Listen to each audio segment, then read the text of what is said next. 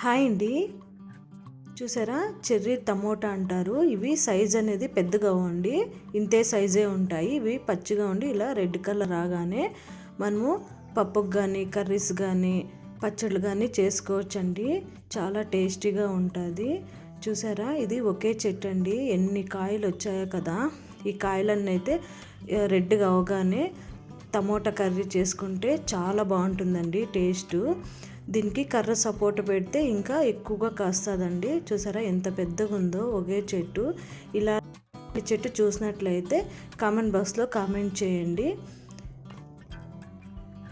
ఇది నల్లేరండి. దీంట్లో పోషకాలు ఎక్కువగా ఉంటాయి. ఇది ఎక్కడైనా కనిపిస్తే అసలు మిస్ చేసుకోవద్దండి. ఈ కాడలతో పచ్చడి కానీ పప్పు కానీ చేసుకోవచ్చండి. ఈ ఆకులు మనకి అవసరం లేదండి, ఓన్లీ కాడలే యూజ్ చేసుకోవాలి. ఎక్కడైనా దొరికితే అస్సలు మిస్ చేసుకోవద్దండి. విటమిన్స్ అనేది చాలా ఎక్కువగా ఉంటాయి. చూసారా, ఇక్కడ మా పెద్దమ్మ గార్డెన్ అండి. గార్డెన్లో తెల్ల మందారం, పింక్ మందారం, అలానే తమలపాకు తీగ కూడా పెట్టారండి. ఇది లక్ష్మితో పూజిస్తాం మనము. తమలపాకు అనేది కిల్లీలు కూడా వేసుకుంటారు కదా. ఇది చూసారా, ఇక్కడ పింక్ చామంతి అండి, ఎంత బ్యూటిఫుల్గా ఉన్నాయి కదా. ఇక్కడ ఒక్క తోట అండి. ఇది పెట్టి 6 months అవుతుందండి. ఇవి చిన్న చెట్లు అండి, ఇంకా పెద్దగా అవుతాయి మనకి. చూసారా ఎంత బాగున్నాయి కదా చెట్లు, గ్యాప్ కూడా ఇచ్చి. ఇది అగసాకండి.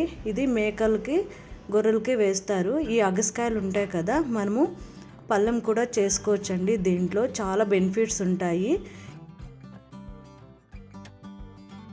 ఈ కాయలు అనేవి పెద్దగా అయ్యి మనకి డ్రై అయ్యాక అగసగింజలు వస్తాయి కదా. అగసగింజల్ని పొడి చేసుకొని వేడి నీళ్ళలో తాగితే స్కిన్కి కానీ ఎయిర్కి చాలా మంచిదండి. చూసారు కదా ఎంత నీట్గా మొక్కకు గ్యాప్ పెట్టారండి. చాలా బాగుంది కదా.